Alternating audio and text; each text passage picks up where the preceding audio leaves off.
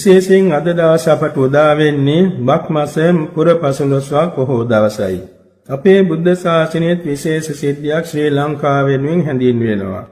ඒ කියන්නේ සම්මා සම්බුදුරජාන් වහන්සේ බුදුබාටපත් වෙලා මාස 8කින් දුරුතුපුර 15ක් පොහොව දවසේදී මහයංගනයට වැඩම කරවලා යක්ෂයන් ගිරිදිවිනට යවලා දෙවියන්ට දහම් දෙසලා 84000කට වැඩි පිරිසක් දෙවි බඹුන් මාර්ගඵල නිවනේ පිටුවා පදාරලා ලංකාවට අහසේ තෙහිටක් ප්‍රදර්ශනා කළා බුදුරැස් විහිදුවාගෙන මේ ආශිර්වාද පිණිස. දෙවෙනි වාරයේ බුදු වීමෙන් පස්වෙනි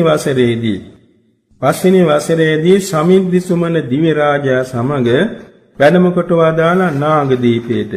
නාගදීපයට වැඩම කරවන්නේ යෙදුනේ මේ බක් මාසයේ අමාවක් පොය දවසේ. ඉතින් ඒක බක් මාසයේ පොය දවස හැටියට අපි හඳුන්වනවා. එතකොට බක් මාසයේ අමාවක් පොය දවසේදී වැඩම කරලා විශාල නාග පිරිසක් අතරේ තිබුණ සටනක්. චූලෝදර මහෝදර කියන්නේ බෑනා හා මාමාගේ තිබුණු මේ මණික් පර්යන්කයක් නිසා ඇතිවෙච්ච මහා යුද්ධයක් සමතේ කරන්නයි සරුවක්යන් වහන්සේ වැඩි. ඒ වැඩම කළා අහසේ අන්ධකාරමවල එක එකනා ඔකිනකිනාට නොපෙනෙන සලස්සලා ඊට පස්සේ එයත් දෙවියන් යාඥා කරනකොට තමන් වහන්සේ අහසේ දිලිසි වැඩින්න හැටි පෙන්නලා ඊළඟට ධර්ම දේශනා පැවැත්ව අහසේම වැඩි ඉඳගෙන. ඒ නිසා ඒ සියලුම නාගයෝ කොම සමග සම්පන්න වුණා. මේ කෝලාහල වල තියෙන විපාක පෙන්නලා අනතුරුදායක බව පෙන්නලා අපාගාමී වෙන්න හේතු වෙන බව පෙන්නලා සමගි වීමේ ආනිසංස පහදා ධර්ම දේශනා කිරීමෙන් ඒ සියල්ලෝම සමගි සම්පන්න වුණා. ඒ මණික් පුටුවත් බුද්ධ පූජාවට පූජා කළේ වැඩෙන්න ආරාධනා කළා. ඒ වැඩේනගෙන ධර්ම දේශනා කළ බැවින් ඒ පූජනීය වස්තුවක් හැටියට චෛත්‍යයක් කරවලා තියෙනවා රාජායතන චෛත්‍යය කියලා.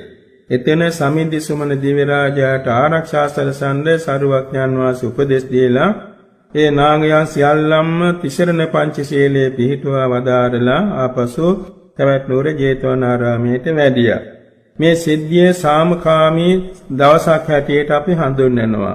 සාමකාමී බවට පත් කළ දවසක් මේ බක්පුර 15ක් පොහොව දවස.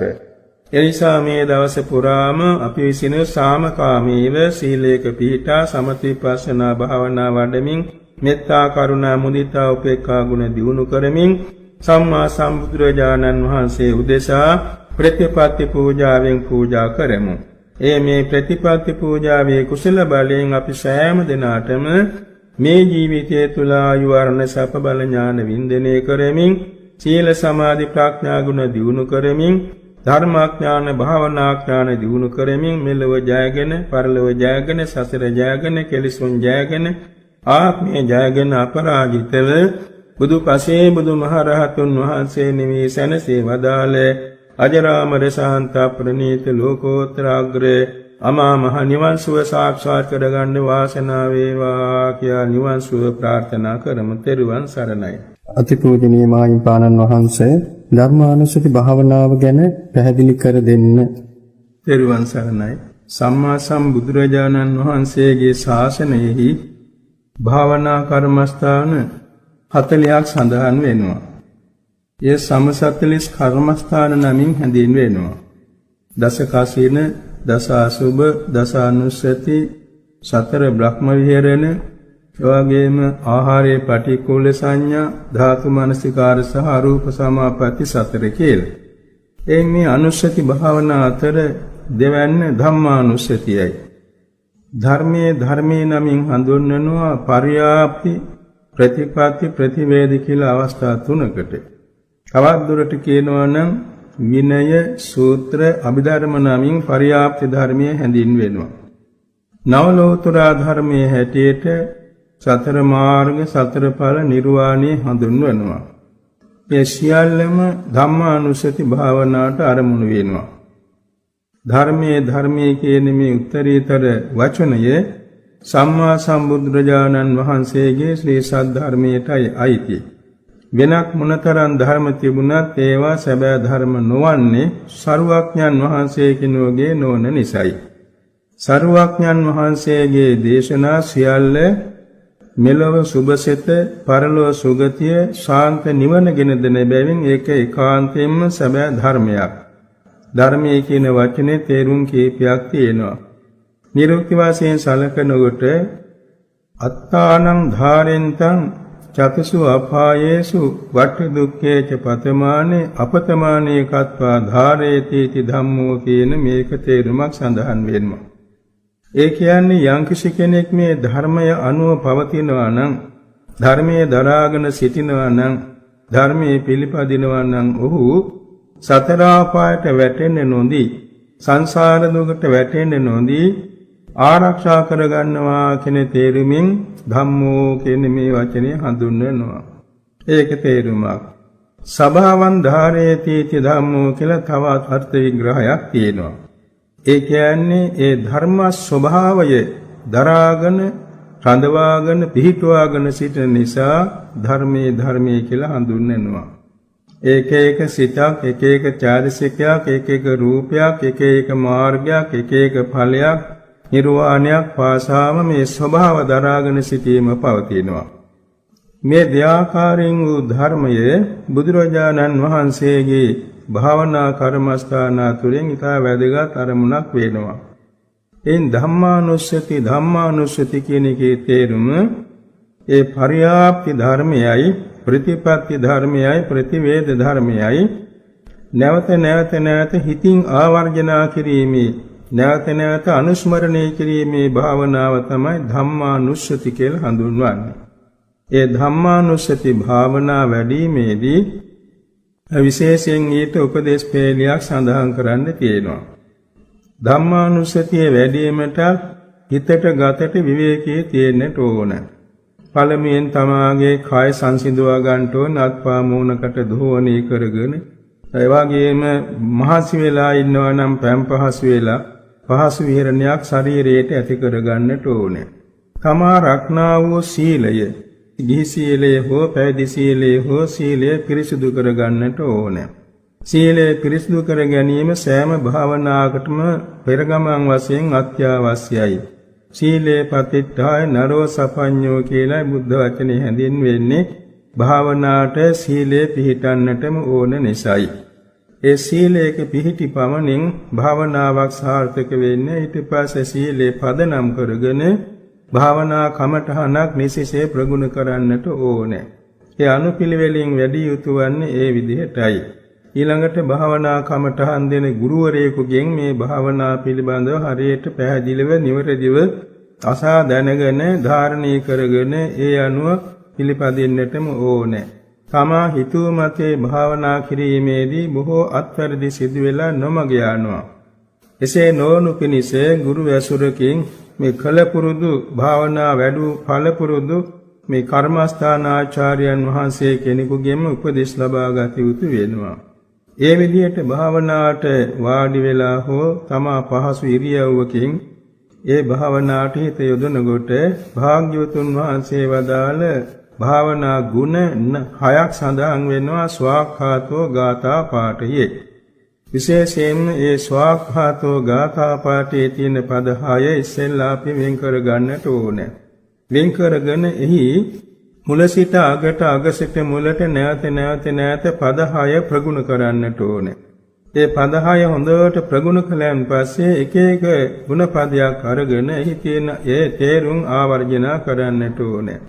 එක එක ගුණ පදයට විශේෂ තේරුම් තියෙනවා, අර්ථ තියෙනවා. ඒ ගුණ පද තේරුම් කරගෙන යාමේදී තමයි ඒ සම්බන්ධව සිතේ බලවත් ප්‍රසාදයක්, හිතේ ප්‍රහැදීමක් ඇති වෙන්නේ.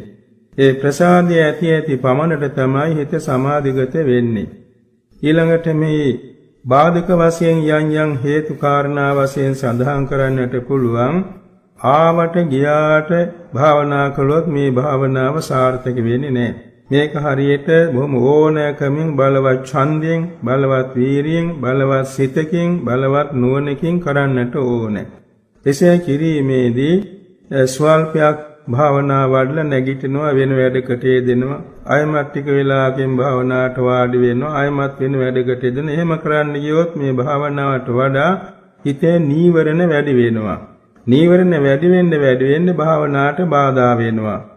ඊළඟට අමතක වෙන්නත් පටන් ගන්නවා. භාවනාව අත්හරින්න වෙනවා ඊට පස්සේ. අන්න ඒ විදිහේ භාවනාවට බාධක නීවරණ ඇති නොවන හැටියට නිරතුරුවම මේ භාවනාව යෙදෙන්නට ඕනේ.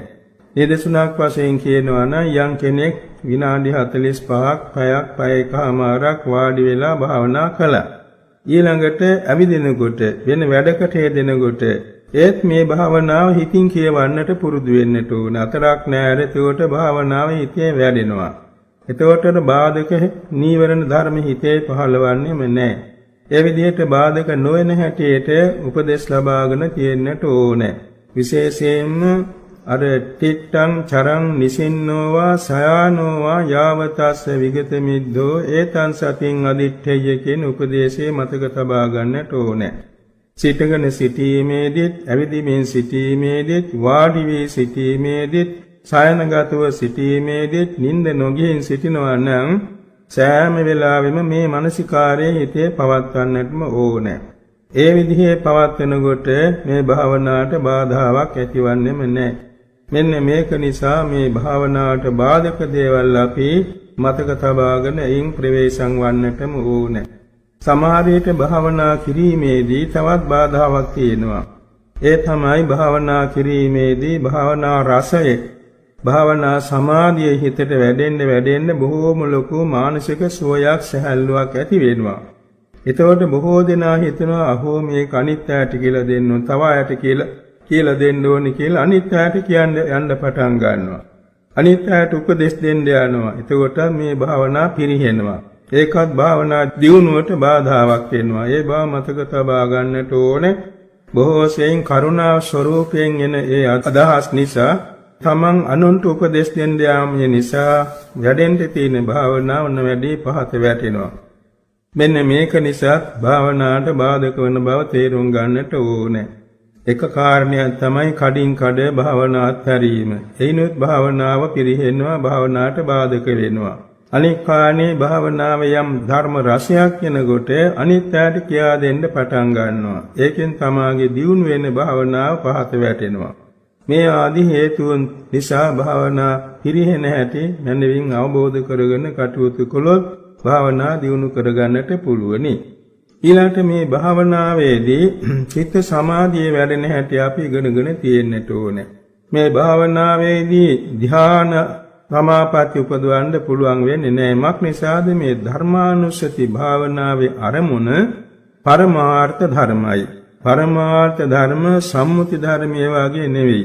පරමාර්ථ ධර්මයේ තුල පරමාර්ථ ධර්මයේ අරමුණු කරගෙන මේ ප්‍රථම ධ්‍යාන ආදී රූපාවචර ධ්‍යාන උපදවන්නට අපහසුයි. ලැබෙන්නේ උපචාර සමාධියක් පමණයි. උපචාර සමාධිය කියන්නේ කාමාවචර සමාධියක්. කාමාවචර සමාධියේ උසස්ම තැන තමයි ඔය උපචාර සමාධි කියලා හඳුන්වන්නේ. ඒ කියන්නේ කුසල අරමුණේ භාවනාවට ගත ධම්මානුස්සති අරමුණෙහි කුසල විතරක, කුසල විචාර, කුසල ප්‍රීති, කුසල සුඛ, කුසල ඒකාග්‍රතාව කියන අංග පහ ශක්තිමත් වෙනවා. ඒ ශක්තිමත් වීමේදී අර කාමච්ඡන්ද, ව්‍යාපාද, තීන මිද්ද, උද්ධච්ච, කුක්කුච්ච, විචිකිච්ඡා කියන නීවරණ පහ සම්පූර්ණ යටපත් වෙනවා. ඒවා නූපදී යනවා. ඒ වෙලාවට එනිසා මේ නීවරණ පහ සම්පූර්ණයෙන් යටපත් වෙලා මේ ධ්‍යානාංග පහ ශක්තිමත් වීම නිසා තමයි උපචාර සමාධි කියන සමාධි මට්ටම ලැබෙන්නේ. ඒක චිත්ත වීතියෙන් චිත්ත වීතියට වෙනස් වෙනවා. එක චිත්ත වීතියක උපචාර සමාධියේ පිහිටියා ඊළඟට භවංගගත වෙලා අය චිත්ත වීතියක් ඒ උපචාර සමාධියෙන් පවතිනවා. මේ විදිහට ඒක චිත්ත වීතියෙන් වීතියට කඩ වෙනවා. අර ධ්‍යාන සමාපatti එහෙම නෙමෙයිනේ. ප්‍රථම ධ්‍යානයේ නම් ඉතින් මේ පැය ගානක් වරු ගානක් උනත් සමාත දහසක් පුරාම පමණ පවා ඒ සමාධියෙන් ඉන්න පුළුවන් හිත භවංගපතිත නොවි. චිත්ත වීතියෙන් වීතියට හිත භවංගපතිත නොවි දිගටම ඒ ජවන් සිත් වශයෙන් ධ්‍යාන සිත්ම පවතිනවා. මෙන්න මේක වෙනස එහෙමයි. ඒක රූපාචර ධ්‍යාන සිතක්, මේක කාමාචර ධ්‍යාන සිතක්. කාමාචර ධ්‍යානයේ තමයි මෙතන උපචාර ධ්‍යාන කියලා කියන්නේ. ඒකට උපචාර කියන වචනේ ලැබුණේ අර රූපාචර ධ්‍යානෙට සමාන්තරයි, සමීපයි. මෙන්න මේක නිසා ඒකට උපචාර කියනවා. ඒ උපචාර සමාධිය ලැබෙන්නේ දැන් ධම්මානුස්සති භාවනාවේ ගුණපද 6ක් අපි සඳහන් කරනවානේ. ස්වාක්ඛාතෝ සම්දිට්ඨිකෝ අකාලිකෝ ඒහිපස්සිකෝ ඕපනයිකෝ පච්චත්තං වේදිතබ්බෝ විඤ්ඤෝහි. මේ ගුණපද 6 තේරුම් කියනවා යම් ප්‍රමාණයකට. පළවෙනි ගුණපදයේ ස්වාක්ඛාතෝ කියන්නේ ආදි කල්යාණ, මධ්‍යේ කල්යාණ, පරිවසාන කල්යාණ වශයෙන් දෙසූ බැවින් ස්වාක්ඛාතයි. එවාගේම අර්ථ සම්පන්න, ව්‍යංජන සම්පන්න, ਸਰව සම්පූර්ණ, සුපරිසුද්ධ ශාසන බ්‍රහ්මචර්යාව ප්‍රකාශ වන බැවින් ස්වාක්ඛාතයි. ඉතින් ඒ ස්වාක්ඛාත කියන එකේ තේරුම් රාශියක් ඉදිරියට මතුවලා දැනගන්න ලැබෙනවා. ඒකට මුලැමැද අග යහපත් බව තමයි ආදි කල්යාණ, මධ්‍යේ කල්යාණ, පරිවසාන කල්යාණ කියන මේ වචන වලින් කියවෙන්නේ. ඒ ස්වාක්ඛාත වූයේ මක්නිසාද සම්මා සම්බුදුරජාණන් වහන්සේ සර්වඥතා ඥානයෙන් යුක්ත නිසායි. සර්වඥයන් වහන්සේ අතීත, අනාගත, වර්තමාන තුන් කාලයේම අතට ගත්ත නෙල්ලි ගෙඩියක් වාගේ අතේ තියෙන රේඛා වාගේ හොඳින් ආબોධ කරගෙන සිටින්නේ. ඕනෑම දෙයක් ආවර්ජනා කළ පමණින් සියල්ල ඒ සර්වඥතා ඥානයට පෙනෙනවා. පුජ්‍යල සංකාන ගැන, එවාගේම ලෝක ධාතු ගැන, අතීත දේවල්, අතීත මේ පරම්පරාව ගැන, අනාගත පරම්පරාව ගැන ඔක්කොම උන්වහන්සේගේ සර්වඥතා ඥානයට පේනවා. එනිසා මේ සියල්ල මනමින් තේරුම් අරගෙන මනාව අවබෝධ කරගෙනයි සර්වඥයන් වහන්සේ ධර්මයේ දේශනා කරන්නේ. එනිසා කවදාකවත් ඒක දුරක්ඛාත වෙන්නේ නැහැ. කියන්නේ අයහපත් දේශනාවක් වෙන්නේ නැහැ. සාර්ථක දේශනාවක් වෙනවා. ඒ වගේම සෞව්‍යංජන කියන්නේ මේ වචන පේළිය පවා බොහෝම ප්‍රසන්න වචන පේළියක් වෙන බුද්ධ ධර්මය. ඒ වගේම කේවල පරිපූර්ණ කියන්නේ හැම පැත්තෙම මේකේ අර්ථ පිරිපුන් වෙලා පවතිනවා. පරිපූර්ණ අර්ථ සම්පත්තියක් පවතිනවා. එවැගේම පරිසුද්ධ බ්‍රහ්මචාරී කියන්නේ නිවනට ඒකායන මාර්ගයේ ප්‍රකාශ වෙනවා. මෙන්න මේක නිසා ඒ ධර්මයේ ස්වාක්ඛාත නමින් හැඳින්වෙනවා. ඒ ස්වාක්ඛාත ගුණය ඒ විදිහට තේරුම් අරගෙන කවරක් දෙකක් තුනක් හිතින් කියවලා ඊට පස්සේ එක වචනයක් ගන්නවා ස්වාක්ඛාතෝ මේක බොහෝ වාරයක් හිතින් කියවනවා. ඉක්මන් නොවේ, පමා නොවේ, පැටලෙන්නේ නැතුව.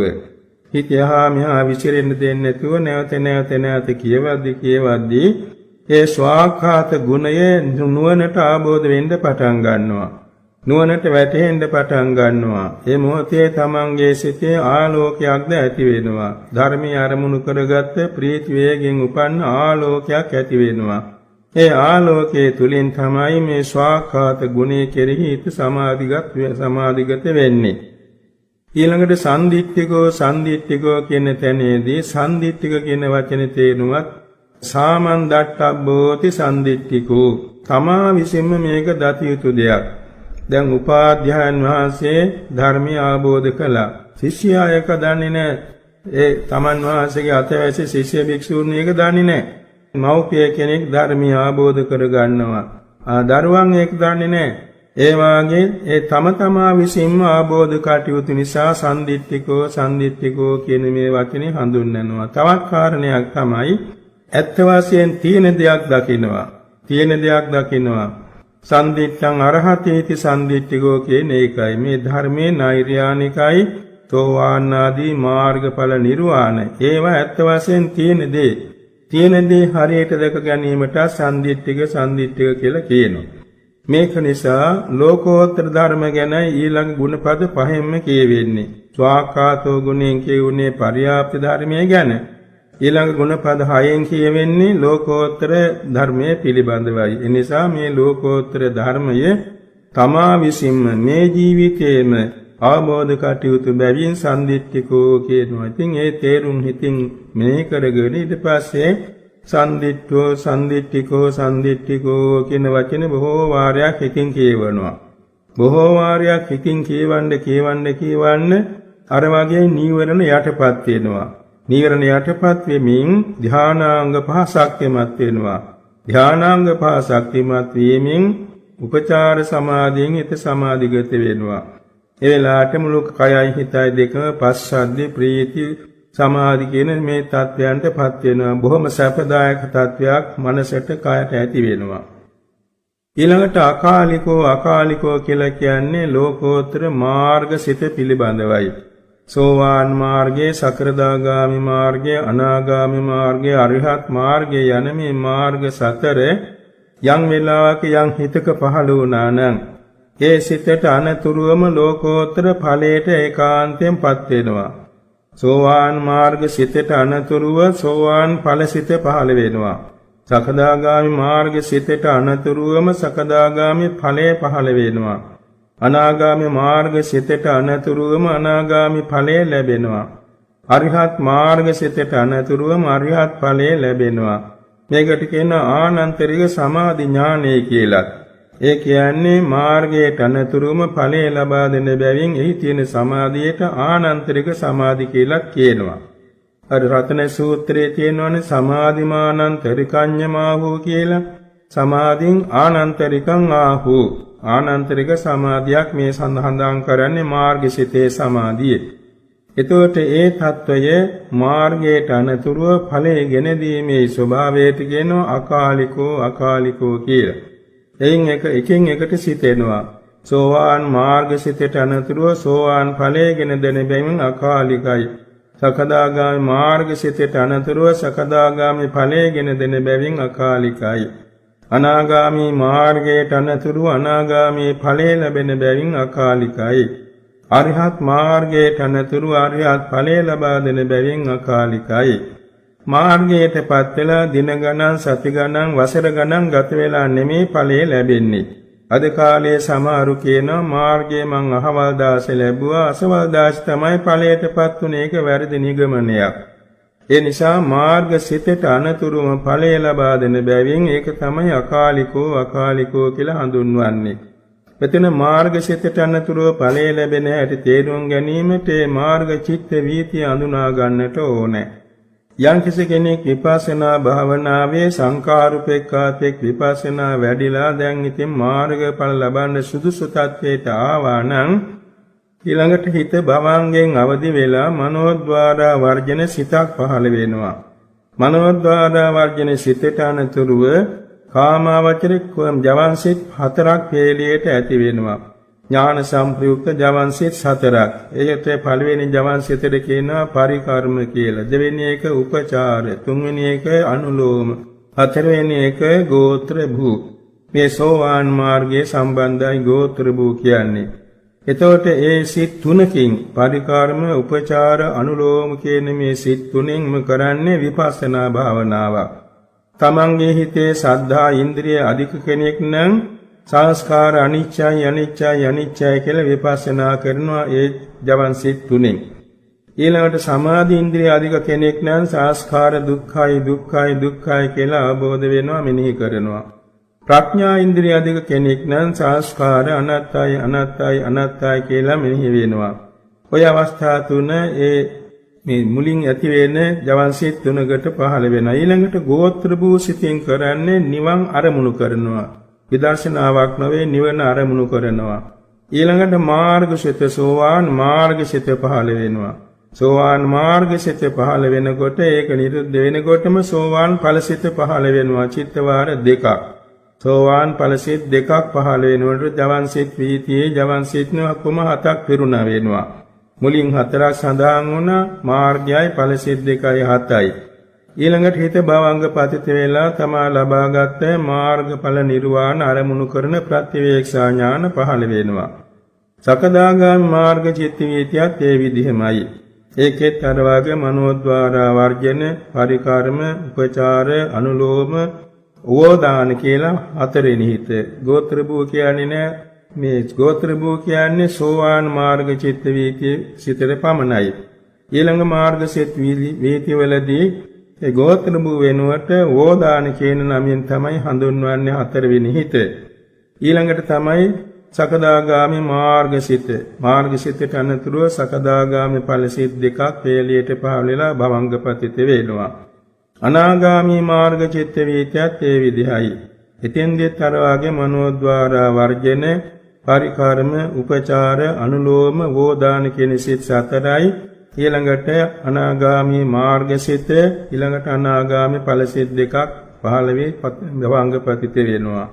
අරහත් මාර්ග චිත්ත වීතියත් ඒ විදිහයි. මනෝද්වාර වර්ජනය, පරිකර්ම, උපචාර, අනුලෝම, වෝදාන මාර්ග අරිහත් මාර්ග සිත අරිහත් ඵල සිත් දෙකක් පහළ වෙනවා. මේ කිව්වේ සාමාන්‍ය විදිහටයි. තවත් කියනවා බොහෝම ගැඹුරු නුවණ ඇති අයට.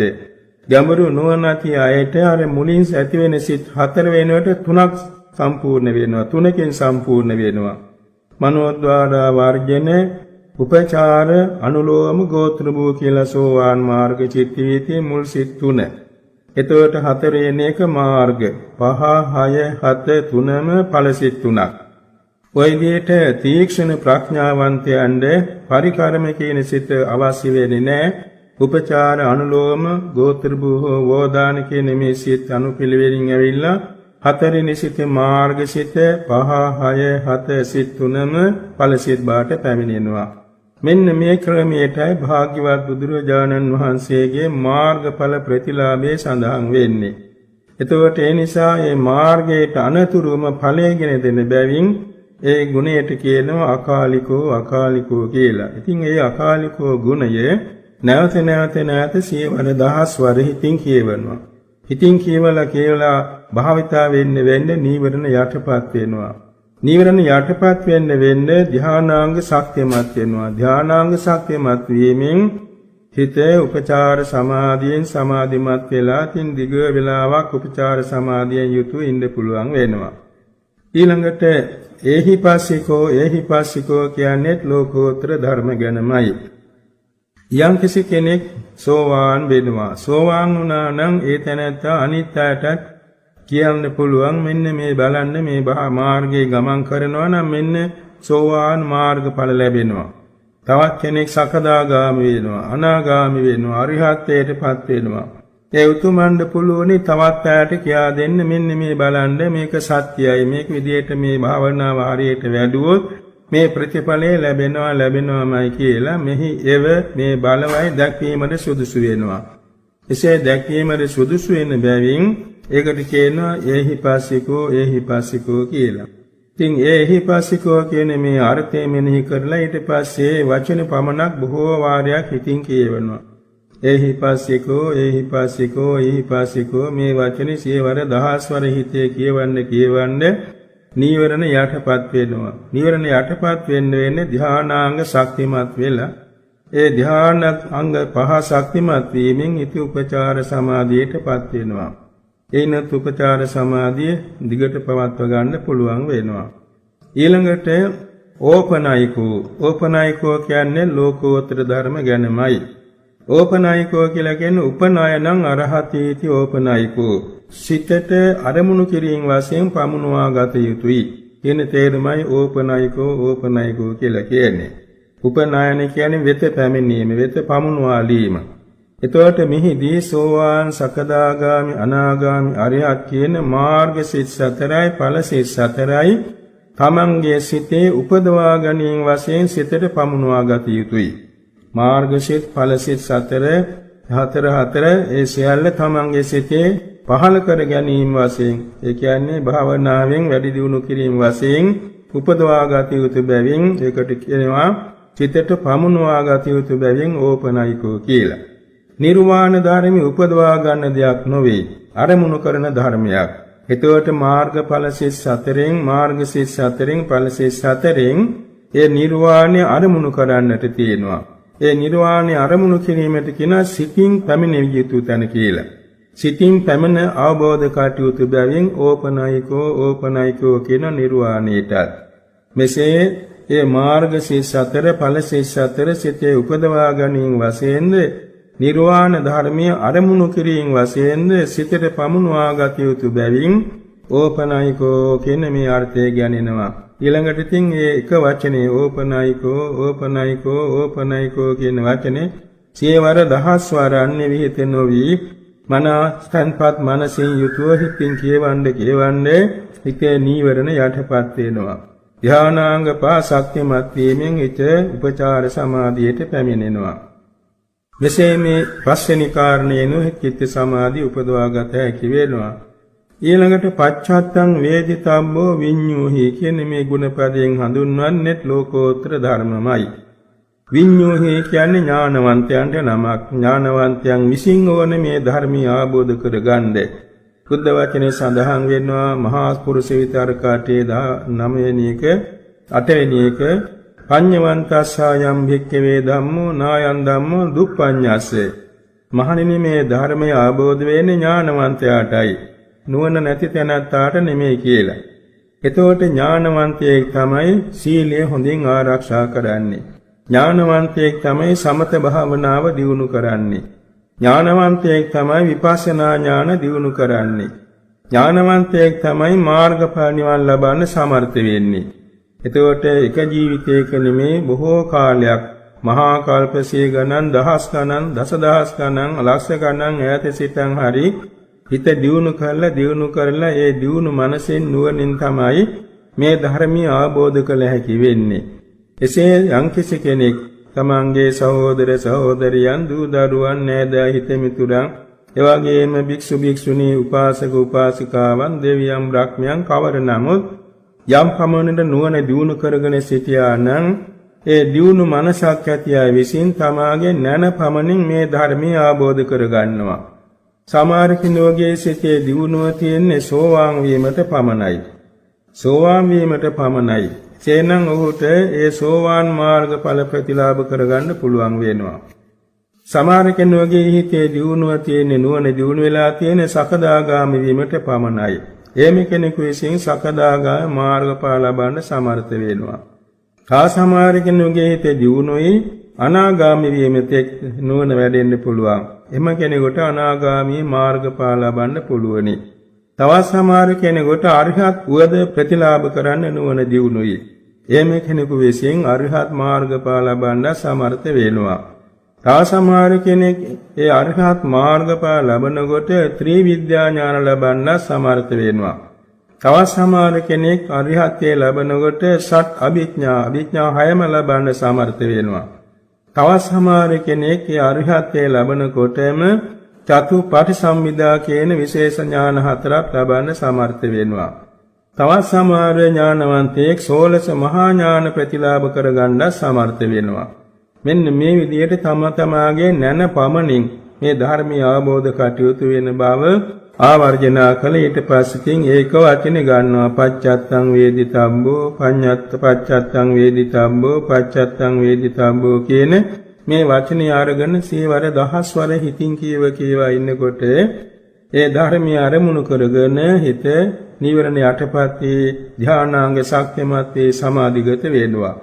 මෙන්න මේ විදිහටයි මේ ධම්මානුස්සති භාවනාවෙන් හිත සමාධි කරගන්නේ. ඒ සමාධි භාවනා වැඩිීමේදී ඒක තහවුරු කරගන්නේ කෙසේද කියන එකත් අපි දැනගන්නට ඕනේ. විශේෂයෙන් සමාධි භාවනාවක් ලැබීමේදී අර අර්පණා සමාධි වලදී තියෙනවා පංචවිද වසීතාව කියලා. පංචවිද වසීතාව ආවර්ජනා සමාපජ්ජන අදිඨාන වුට්ටාන පච්චවේකනා කියලා. ඒ වගේම මේකෙත් තියෙන්නට ඕනේ මේ උපචාර සමාධියටත් ඔය පංචවේද වසීතාව පුරුදු කරලා තියෙන්නට ඕනේ. ඒ කියන්නේ හැම විටම ආවර්ජනා කරනවා තමන් පුරුදු කරන ඒ දහම් ගුණ පදය. දහම් ගුණ පදය ආවර්ජනා කරනවා. එතකොට ඊළඟට මා මෙතෙක් වේලා මේ සිතේ සමාධියේ පවත්වන්නට ඕනි කියලා කාලසටහන හිතා ගන්නවා. අසවල් වෙලාවට මේ සමාධියෙන් මම නැගිටින්න ඕනේ කියලා කල්ැතුව හිතා ගන්නවා. ඊළඟට ඒ සියල්ල සම්පූර්ණ කරලා අවසානයේ සමාධියෙන් නැගිටලා ප්‍රතිවේක්ෂා කරන්නත් පුරුදු වෙනවා.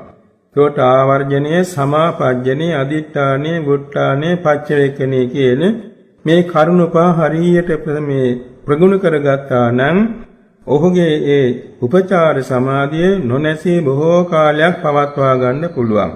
ඒ හැර භාවනාවේ සමාධිය ලැබුවා පමණයි වසීතා පුරුදු නොකර හිටියා නම් ඔහු ඒ සමාධියෙන් පිරිහෙනවා. ආයෙත් මුල ඉඳලාම යන්නට වෙනවා. සමාධිය ලබන්න බැරි වෙන්නත් පුළුවන්. මොකද ඊට පස්සේ මේ ධ්‍යානයේ කියන උපචාර ධ්‍යානයේ ගැන බලවත් ඡන්දයක් ආශාවක් ඇති වෙනවා. ඒ ආශාවට කියනවා ධ්‍යාන නිකාන්තය කියලා.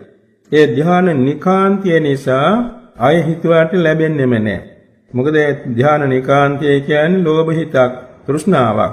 තෘෂ්ණාව ඇති වුණා නම් ආය ඒක ලැබෙන්නේ නැහැ. එනිසා නැත මුලින් ඉඳලාම අර කුසල ඡන්දය, කුසල වීර්යය, කුසල චිත්තය, කුසල විමර්ශා උපදවාගෙන නැවත අනුපිළිවෙලින් මේ භාවනා වැඩුවොත් ධ්‍යාන ලැබෙනවා.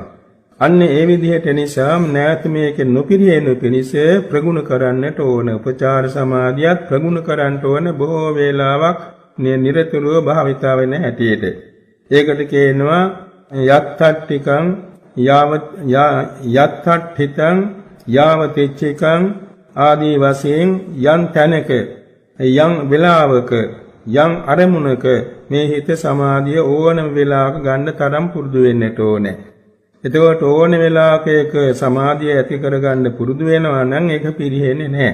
ඒක නිසා ඒ ධ්‍යානයේ තහවුරු වෙනු පිණිස උපචාර ධ්‍යානයේ තහවුරු වෙනු පිණිස තමන් ඉගෙන ගන්නට ඕනේ, උපදේශ ලබාගෙන තියෙන්නට ඕනේ, නොපිරිහි පවත්වා ගන්න නැවත ඒක ආවර්ජන සමාපජ්ජන ආදී වසීතා පහට පුරුදු කරලා නැවත භාවිතාව කඩනකොට පවත්වන්නට ඕනේ. එසේ කරගෙන යනකොට මේ භාවනා බොහොම සාර්ථකව දියුණු කරගන්නට පුළුවන්. මේ උපචාර සමාධිය. ස්වාමීන් වහන්සේ ධර්මානුස්සති භාවනාවේ ආනිසංස මොනවාද? ධම්මානුස්සතිය වැඩිීමේදී විශේෂානිසංසර බුද්ධානුස්සතියේදී සේම ලැබෙනවා.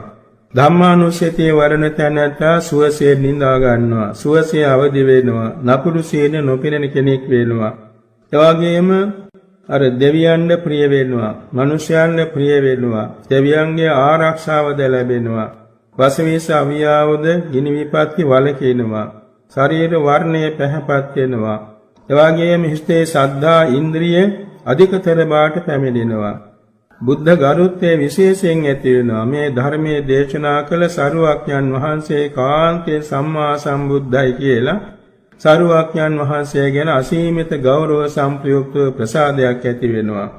එවාගෙම ධර්මයේ පිළිබඳවත් බොහෝම ගෞරවයක් ඇති වෙනවා. ධර්මයේ පිළිබඳ බොහෝම ගරු කටයුතු ප්‍රසාදයක් ඇති වෙනවා. බිය තැතිගැනීම නැති කෙනෙක් වෙනවා. එවාගෙම බොහොම ප්‍රීති සෝමනස්ස බහුල කෙනෙක් වෙනවා. ඒ ධර්මයේ සම්මර්ෂණය කරන්න හරියට මේ ධර්ම භාණ්ඩාගාරයක් වගේ පූජනීයත්වයට පත් වෙනවා. එවාගෙම ධර්මයේ ප්‍රගුණ කිරීමේ කුසලයේ නිසාම සිතූ පැතූ දේ ඉෂ්ට වීමේ වාග්යද ඇති වෙනවා. එවාගෙම ධර්මයේ මෙනෙහි කරන්න හැමදාම තමන්ගේ ජීවිතයේ ධර්මානුකූලව පවත්වන්න සමර්ථ වෙනවා. යම්කිසි පාපයක් කරන්න ඉදිරිපත් වෙන වෙලාවක උනත් ධර්මයේ සිහිපත් වීමෙන් ඒ පාපයෙන් අත මිදෙනවා. එපමණක් නෙමේ ධර්මයේ ආභාවිතා කිරීම හේතු කොටගෙන මේ ජීවිතයේ අරිහත්ත්වයටපත් නුනානම් භවයක් පාසා සුගති ලෝකයක උපදිනවා. උපනුපන් තැන ත්‍රි හේතු උත්පත්ති ලැබෙනවා. එවාගෙම පිටසක්වලක නූපදී මංගල සක්වල උපදින්නෙක් වෙනවා. ධර්මයේ ගැනම තමාගේ හිත පුරුදු කරපු නිසා උපනුපන් තැන ධර්ම සංඥාව ඇති වෙනවා. දහම්සොන රජුරවන්ට වගේ ධර්ම සංඥාව ඇති වෙනවා. ධර්ම සංඥාව ඇති වෙනා පමණක් නෙමෙයි, ඒ හේතුවෙන් හැම වෙලාවෙම ධර්මයේ සොයන්නෙක් වෙනවා. ධර්මයේ සොයලා ධර්මයේ තව තවත් අවබෝධ කරගන්න ව්‍යායාම කරන්නෙක් වෙනවා. ඒ වගේම යම්කිසි වැරදි වැඩක් කරන කෙනෙක් දුටුවත් වහාම ධර්මානුකූලව කරුණ කියලා ඒවෙන් වළක්වන්න සමර්ථ වෙනවා. ලෝතුරා බුදු කෙනෙකුන් වහන්සේ ලෝ පහළ වී වදාළසේක් නම් ඒ ධර්මයේ ඇසුරෙන් තැනැත්තා වෙත වඩිනවා. ඔහුට පිහිට වෙනවා. මෙන්න මේ විදිහේ ආනිසංස රාශියක් මේ ධම්මානුස්සති භාවනාවෙන් විඳ ගන්න පුළුවන් වුණා මෙලවටත් පරලොවටත්. එනිසා මේ ධම්මානුස්සති භාවනාව බුද්ධානුස්සති භාවනාවට සමගාමීවම ආනිසංස ලැබෙනවා කියන එක අර්ථ කතාවලද පැහැදිලි කරලා තියෙනවා. ස්වාමීන් වහන්සේ ධර්මානුස්සති භාවනාව විදර්ශනාවට නගන්නේ කෙසේද? ධම්මානුස්සති භාවනාවෙන් විපස්සනාට හැරෙන්නේ කෙසේද කියන එක අපි විශේෂයෙන් දැනගෙන තියෙන්නට ඕනේ. සමහර කෙනෙක් මුලින් ඉඳලාම මේ ධම්මානුස්සතිය වඩමින් විපස්සනා කරන්න යනවා. ඒකෙන් දෙකම කෙරෙන්නේ නැති වෙනවා. එකක් ඉස්සෙල්ලා දියුණු කරගෙන ඕනේ තව එකකට බැස ගන්නට. ඒක නිසා ධම්මානුස්සති භාවනාවෙන් මේ විදිහට උපචාර සමාධි වාර 6ක් උපදවන්න පුළුවන්නේ. ඒ උපචාර සමාධි වාර 6 උපදවලා එයින් ලබාගත් සමාධි ආලෝකයෙන් ඊළඟට ධ්‍යාන සමාපත්තියට හැරෙන්නට ඕනේ. කෙලින්ම උපචාර සමාධියෙන් ධාතු මනසිකාරයට යෙදিলা විපස්සනාවට පිවිසෙන්න පුළුවන්. නමුත් ඒක එච්චර සාර්ථක නැහැ. ඒකට කියන සුස්ක විදර්ශනාව කියලා. ඒ ධ්‍යානයේපත් නොවි උපචාරයෙන් පමණක් විපස්සනාට හැරෙනකොට සුස්ක විදර්ශනාව කියලා කියනවා.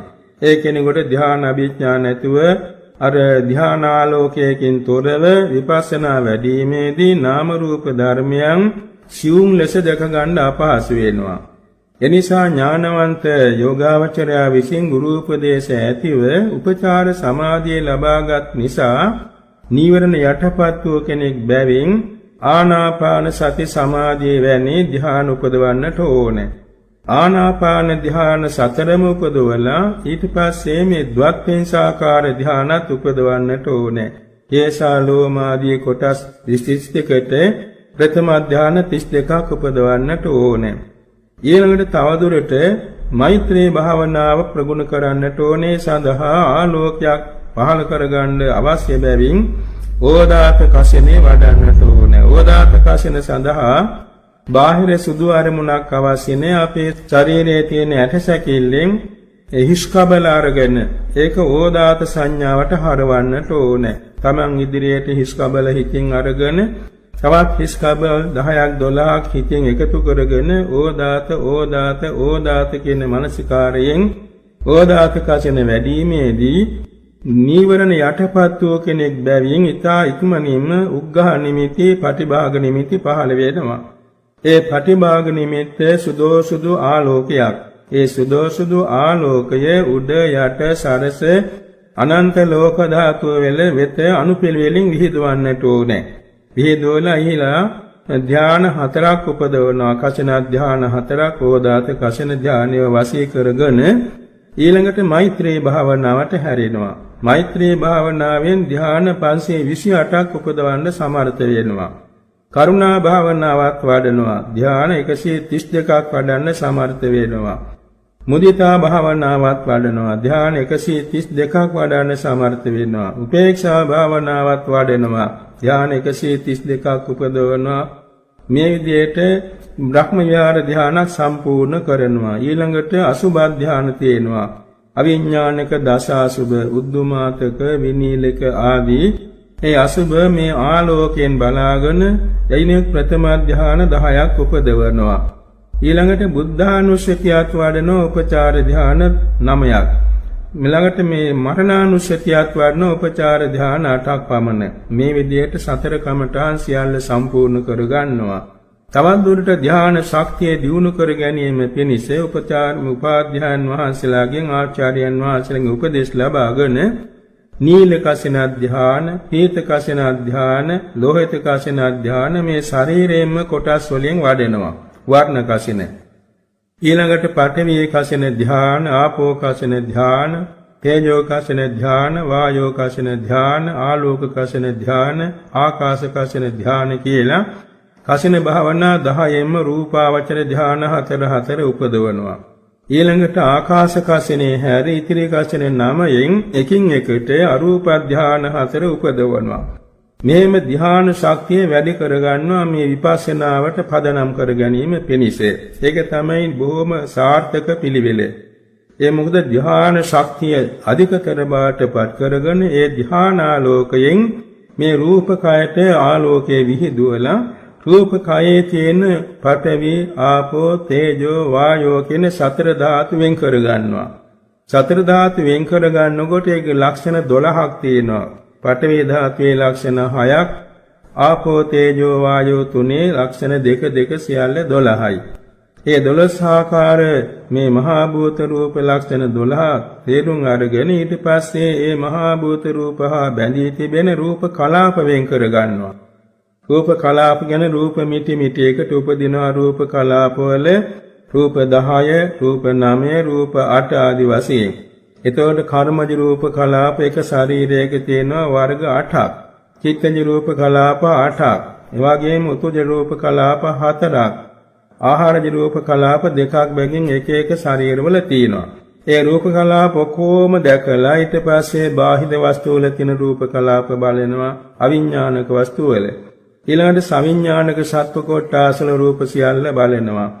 ඊළඟට තමන්ගේ సంతානයේ ධ්‍යාන සිත් තිබුණානේ ඒ ධ්‍යාන සිත් සමවැදී ඉන්නේගේ ධ්‍යාන චිත්තචෛතසික ධර්ම විපස්සනාවට ආරෝණ වෙන් කර ගන්නවා. ඊළඟට ධ්‍යාන නොවු මනෝද්වාරික කුසල ජවන් සිත්වල පංචාද්වාරික කුසල ජවන් සිත්වල චිත්තචෛතසික ධර්ම වේ කර ගන්නවා. ඊළඟට අකුසල චිත්ත ජවන් වේති සිත්වල සීලම චිත්තචෛතසික ධර්ම වේ කර ගන්නවා ආධ්‍යාත්මික సంతානේ. ඊළඟට බාහිර පුජ්‍යල సంతානවලත් ඒ නාම ධර්මයන් වෙන් කර ගන්නවා අනුමාන කරමින්. ඔය විදිහට අජ්ජත් බහිද්දා රූප ධර්ම නාම ධර්ම සියල්ල දැකලා ඒවයි හේතුඵල සම්බන්ධතාවයක් සොයනවා. හේතුඵල සම්බන්ධතාව සොයලා එක එක රූපයක එක එක චිත්තයක එක එක චෛතසිකයක තියෙන ලක්ෂණ කියන ස්වභාවය, රසය කියන්නේ ක්‍රියාකාරීත්වය, පච්චුපට්ඨාන කියන්නේ හිතට අරමුණ ආකාරය, පදට්ඨාන කියන්නේ ඒ දෙයට ළඟම තියෙන උපකාරක හේතුව. ඔය කාරණා හතර වෙන වෙනම මෙනෙහි කරනවා. මෙනෙහි කළා ඊට පස්සේ සම්මර්ෂණ ඥාණයෙන් පටන් ගන්නවා ත්‍රිලක්ෂණයට හරවන්නේ. ත්‍රිලක්ෂණයට හැරවීමෙන් පස්සේ තමයි ඒක විපස්සනා කියලා කියන්නේ. ඊළඟට ත්‍රිලක්ෂණ විපස්සනාවෙන් ඒ සම්මර්ෂණ ඥාණයෙන් උද්‍යව්‍ය ඥාණයෙන් භංගානුපස්සනා ඥාණයෙන් එහාට ඉතින් බයතුපාඨාන ආදීනව නිබ්බිදා මුංචිතු කම්මිතා පටිසංකා සම්තේට්ඨනා සංකාරුපේකා කියන මේ ඥාන පරම්පරාව වඩනවා. මේ විදිහටයි මේ ධම්මානුස්සති භාවනාවෙන් සාර්ථක ලෙස විපස්සනාව දියුණු කරගන්නේ. ඉතින් ඒ විදිහට විපස්සනා වඩන කෙනෙකුට තමන්ගේ හිතේ අර ඉන්ද්‍රිය ධර්ම, බල ධර්ම, බොජ්ජංග මාර්ගාංග ධර්ම පරිපූර්ණ බවට පත් වෙලා තිබුණා නම්, සම්පූර්ණ වෙලා තිබුණා නම්, පාරමී සම්පූර්ණ පිරී තිබුණා නම්, ඕට සංකාරුපේක්ඛා ඥාණයෙන් අනතුරුව අර මුලින් සඳහන් කළාසේම මාර්ග චිත්ත වීති පහල කරගන්න පුළුවන්. ඒ මාර්ග චිත්ත වීති එකින් එකට වෙන වඩලා අන්තිමේදී එක එක මාර්ග ඵලයට අනතුරුව ප්‍රත්‍යවේක්ෂා ඥාන පහළ වීමෙන් තමා ලබාගත් මාර්ගය මේකයි, ඵලය මේකයි, නිර්වාණය මෙහෙමයි, ප්‍රහේණ කෙලස් මෙහෙමයි, ඉතිරි කෙලස් මෙහෙමයි කියලා එකින් එකට ඒ ප්‍රත්‍යවේක්ෂා ඥාන පහළ කරගන්න සමර්ථ වෙනවා. එහෙම අරිහත්ත්වයට දක්වාම මේ ධම්මානුස්සති භාවනා පදනම් වෙනවා මාර්ගඵල නිර්වාණ අවබෝධයේ පිණිස. ස්වාමීන් වහන්සේ ධර්මානුස්සති භාවනා වඩා රහත් වූ ඇත්ද? ධම්මානුස්සති භාවනාවෙන් රහත් වූ බොහෝ උතුමන් වැඩින් ඇති. එයින් ප්‍රසිද්ධම රහතන් වහන්සේ නමක් ගැන සඳහන් වෙනවා. අපේ සරුවක්යන් වහන්සේ පිරිනිවන් පාන්න 3 මාසයකට ඉස්සර සංඝ පිරිසට දේශනා කළා, මහණෙනි මගේ වයස දැන් මුහු පුරා ගියා. මගේ ජීවිතයට මම පිහිට කරගෙන අවසానයි. මා විසින් කළ යුතු බුදු කිස සම්පූර්ණයි. මම 3 මාසයකින් පිරිනිවන් පානවා කියලා. ඒ නිසා සමහර පෘථුජන භික්ෂූන් වහන්සේලා සමිති සමාගම් කණ්ඩායම් වශයෙන් පවත්වමින් සරුවක්යන් වහන්සේ පිරිනිවන් පාන අපි එකට මොනවද මේ කරන්න ඕන, කොහොමද අපි කටයුතු කරන්න කියේ සමාගම් පවත්වනවා. නමුත් ওই සමාගමට එක ස්වාමීන් වහන්සේ කෙනෙක් වැඩියේ නැහැ. ධම්මාරාම කියන ස්වාමීන් වහන්සේ වැඩියේ නැහැ.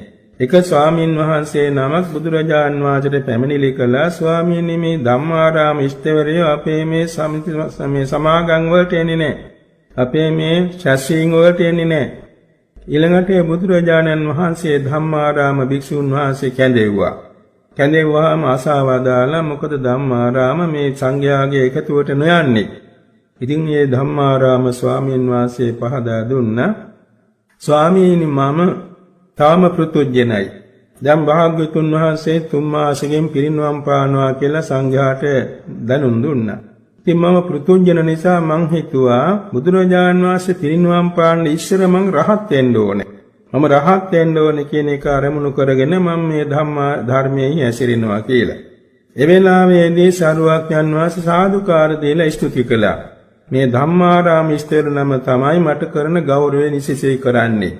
මේ සමිති සමාගම් පැවැත්වීමෙන් ගෞරවයක් කරනව නෙමෙයි කියලා ධර්මයේ ගැනම ප්‍රශංසා කරමින් අනුශාසනාවක් කළා. ධම්මාරාමෝ ධම්ම රතෝ ධම්මං අනුවිචින්තයං ධම්මං අනුස්සනම් භික්ඛු සද්ධම්මාන පරිහායති කියලා. ධම්මාරාමෝ මේ භික්ෂූන් වහන්සේගේ సంతානයේ ධර්මයේ ආරාමයක්. ඒ කියන්නේ ධර්මයේ පිහිට තැන පිහිටුවාගෙන ඉන්නවා ධර්ම මන්දිරයක්. ධම්ම රථෝ මොහුගේ සිත ඇලීගෙන පවතින ධර්මයේ. ධම්මං අනුවිචින්තයං නැවත නැවත හිතන්නේ මේ තැනත් ධර්මයේ. ධම්මං අනුස්සරං මේ ධර්මයේමයි නිරත අනුස්මරණය කරන්නේ. සද්ධම්මාන පරිහායති මේ නම සද්ධර්මයෙන් පිරියෙන්නේ නැහැ. මේ දෙක ධර්මයේ ආරාම කොට ධර්මයේ ඇලීගෙන ධර්මයේ මෙනෙහි කරමින් ධර්මයේ අනුස්මරණය කරමින් එන භික්ෂුව ධර්මයෙන් පිරියෙන්නේ නැහැ කියලා මේ දේශනාව කරනකොටම ධර්මයේ අරමුණු කරගත්තේ ධම්මාරාම ස්වාමීන් වහන්සේ අරිවේදයට ත්‍රිවිද්‍යා සත්‍යබේඥා සහිතව සතර මාර්ගඵල අනුක්‍රමයෙන් අග්‍ර අරිහත්යෙන් අමා මහ නිවන සාක්ෂාත් කළා. මේක වැදගත් සිද්ධියක්. ඒක නිසා ධර්මයේ අරමුණු කරගෙන තමයි ඒ උත්තමයන් වහන්සේ අරිහත්ත්වයටපත් උනේ. බොහෝ සෙයින් සරුවක්ඥන් වහන්සේ ධර්ම දේශනා කිරීමේදී ලක්ෂ ගණන් කෝටි අසංඛ ගණන් දෙනා නිවන් දකින්නේ ඒ ධර්මයේ අරමුණු කරගෙනයි. ධර්මයේ අරමුණු කර ගැනීමෙන් තමයි උන්වහන්සේලාගේ සිතේ සමාධිය වැඩිලා, ගිහි පැවිදි දෙවි බඹුන් සමාධිය වැඩිලා මාර්ගඵල නිර්වාණ ආબોධ වෙලා තිබෙන්නේ. එනිසා මේ ධර්මයේ අරමුණු කරගෙන ධර්ම මානසිකාරයෙන් මාර්ගඵල ලැබූ පිරිස මෙතෙකයි කියලා ප්‍රමාණ කරන්න බෑ. එනිසා ප්‍රමාණ පිරිසක් මේ ධර්මානුස්සතියෙන් මාර්ගඵල නිවන් සුව සාක්ෂාත් කරගෙන තියෙනවා කියන එක අපට පැහැදිලිවම තේරුම් ගන්න පුළුවන්.